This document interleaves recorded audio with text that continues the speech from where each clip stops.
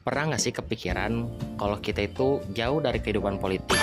Misalnya debat yang ribet atau pemilu bahkan urusan pejabat.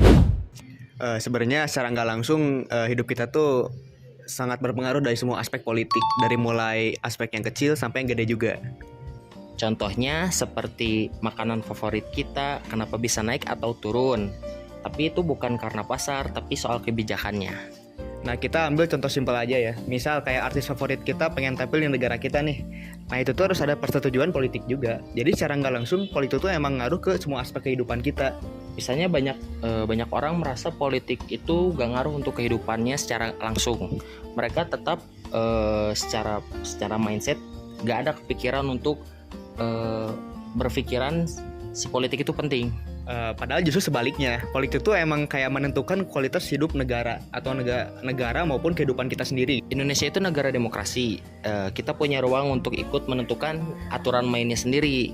Tapi kalau kata saya sendiri itu justru sebaliknya.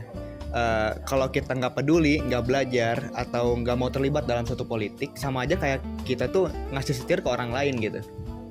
Dan ketika itu terjadi, keputusan yang kita buat atau kita inginkan belum tentu terlaksana berpihak kepada kita. Politik itu permainan kekuasaan sebenarnya. Kalau yang berkuasa nggak merasa terancam oleh kekuasaannya itu sendiri, mereka tuh pasti nggak punya dorongan buat nyelesain case tersebut gitu. Ya, maka dari itu sifat apatis itu sangat berbahaya.